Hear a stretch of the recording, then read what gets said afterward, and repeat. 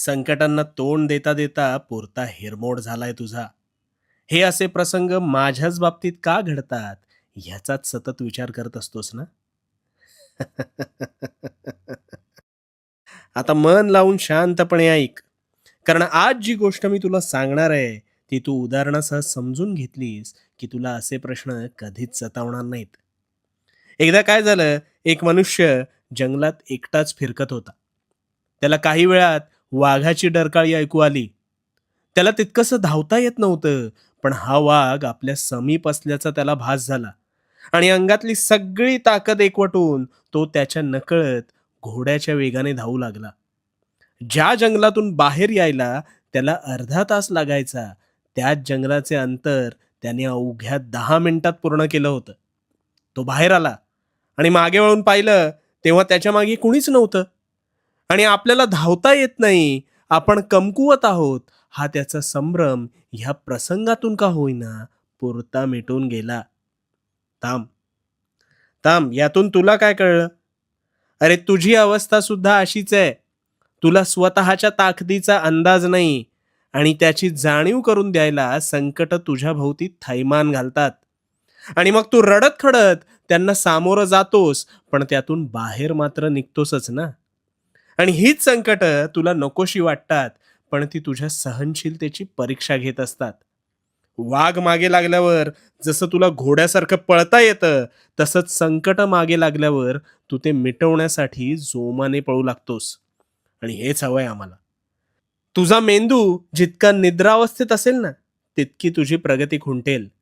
पण याउलट उद्या परीक्षा आहे म्हणून तो वेगाने काम करतो. एखादी पात्रता चाचणी आहे म्हणून तोच मेंदू जोमाने कामाला लागतो.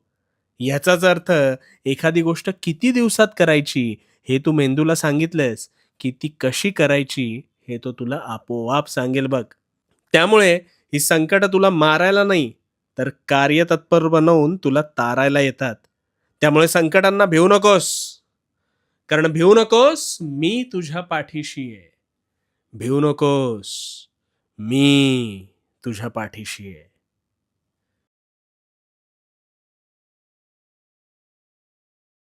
बास झालं. बास झालं मनातल्या मनात रडणं आणि जगासमोर मी खुश आहे म्हणून खोटेपणाने मिरवणं. प्रचंड त्रास होतोय तुला. बाहेर पडायचंय ना यातून.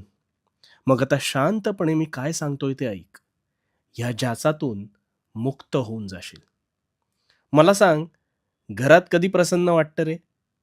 केर काढल्यावर. कारण केर काढल्यावर घरात लक्ष्मी वास करते अशी एक धारणा आहे. पण मग हाच कचरा जर तू साठवत नेलास तर घरात दुर्गंधी पसरेल आणि मग काही दिवसात ह्याच दुर्गंधीने घरात रोगराई पसरू शकते.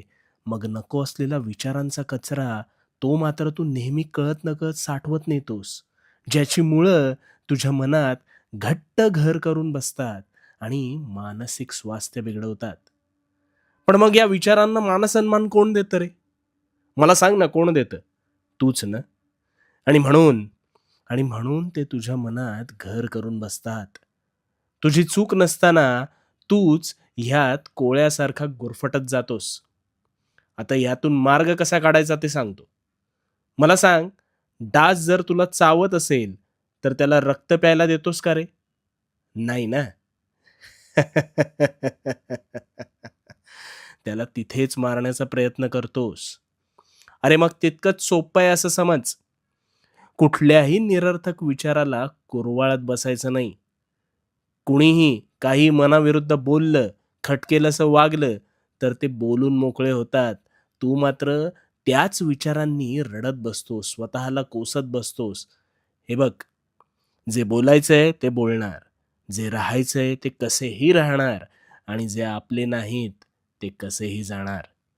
मग अशा वेळेस मुंगी चावली म्हणून तेवढ्यापुरता पाहायचं आणि त्या विचाराला मनात घरटं बांधून न देता ताबडतोब थांबवायचं.